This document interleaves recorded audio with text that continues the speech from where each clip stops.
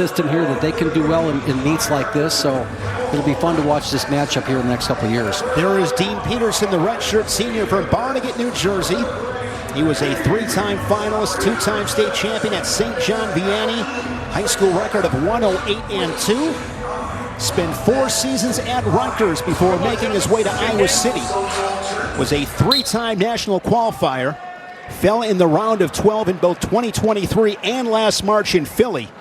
This is a really good addition at 125 for Iowa. Yeah, round of 12 guy last year, but a guy that we've seen here have some success, great success here for Rutgers and moving here, and you can tell that he's fit into this lineup real well, and I think he understands the opportunity he has here to be part of this Iowa wrestling program, and we're going to watch him all throughout the course of the season. Iowa's in so many big meets this year. You take a look at their schedule, it has to be one of the best schedules in the country.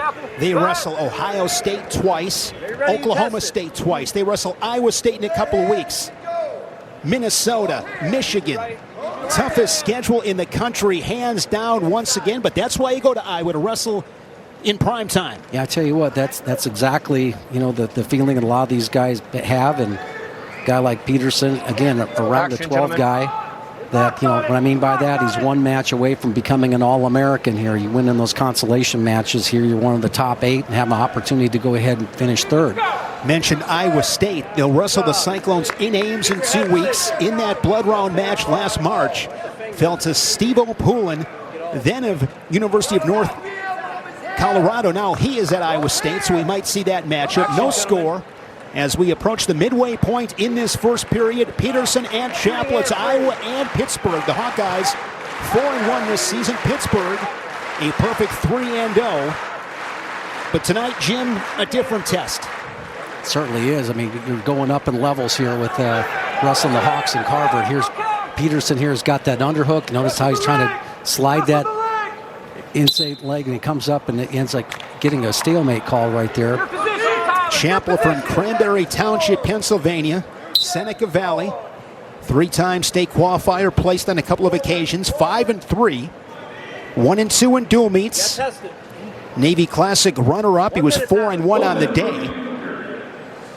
All ACC academic team, his brother Dylan, 2-time national qualifier for Bucknell, and here's the Panther trying to suck up a single leg. Yeah, nice misdirection shot right there. He's able to go ahead and get now. Peterson attacking that bottom leg. All right. You see where Chappell ends up getting around behind, a little bit better position now to go ahead and finish. 35 defense there from Peterson. Correct, and now he's able to split the grip. Good job. You see the crowd got excited about his little effort there he did to get out of that shot. That was a great shot, but he got to the leg, but he didn't really have much left as far as power goes to be able to finish the technique. Final 15 seconds in this opening period from Iowa City. Dean Peterson, a 3-time Big Ten medalist. Somebody's bleeding here. His best finish was 5th in 2024. Blood on somebody, so we'll have blood timeout. Yeah, let's take a look at that replay on that shot. Nice job here. Look at it. He goes to the left, fakes a one, and comes back. A little subtle misdirection there. And notice right here in this situation here, he's got his laces flat a little bit. No power once he got into the. That's what I'm talking about. He's got enough to get to the leg, but didn't finish up with improving his angle or coming out the back door. Dean Peterson at that national tournament, Jim, in Philly, he pinned Richie Figueroa, the returning national champion at the weight class, who's now at Oklahoma State up at 133.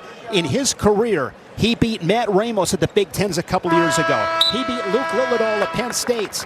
He beat Brendan McCrone of Ohio State 11-4 last year. Dean Peterson has won some big-time matches, and at 125, Jim, once again, it's anybody's game. It really is, and he's had the type of, when you have those type of matches, you've got to walk into that national tournament really believing that, hey, I deserve to be here. I may have not placed, but I'm going deep in the tournament, and I decided to make the transfer to Iowa, and I think he's going to fit in really well. Those quick escapes, the urgency on bottom from Dean Peterson, and this Hawkeye strikes first with a quick escape. Yeah, you like that quick escape from Peterson. He's always been able to be a guy that can ride the legs in the top position. He can go ahead and put riding time, type points on you. And, is a guy that you don't want to get underneath. So this is really Chappell's opportunity in this match. He was able to get to the leg one time. You got to have more than just one, takedown attempt here. Peterson kind of about to be thinking about the same thing as while Chappell's thinking about his offense. If I beat him to it, I'm going to be pretty good. He is shooting hand free. 1:05 in the second period. Peterson leading Chappell 1-0.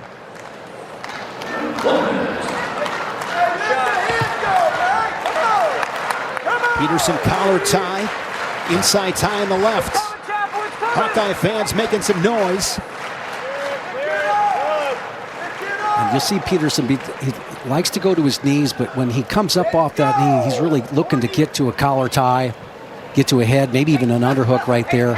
He'll drop down, but he drops down to get into a more favorable tie. Right there, you see him leaning into that collar tie.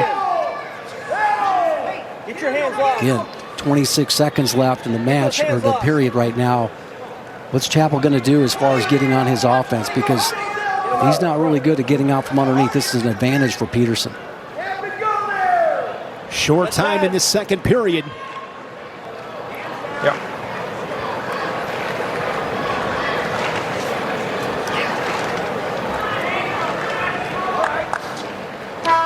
Peterson 1-0 to the third. There is Keith Gavin in his 9th season as head coach at Pitt. They were a runner-up at the ACC Championships last season. Keith Gavin, 2008 national champion, a 2-time All-American at Pitt. They were 27th at the national tournaments. Their best NCAA finish was 2013, just outside the top 10. I'll tell you what, Jim, one of the best arm drags ever, Keith Gavin. Yeah, great scrambler as well back in the day. But actually, one of the guys that reminds me of my coach, Harold Nichols, at Iowa State, he just does it.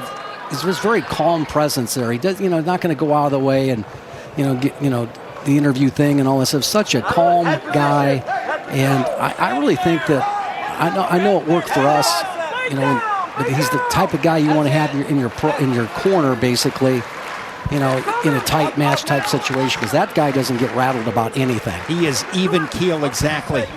And he said that's something that he's really had to train himself on. Here is Peterson.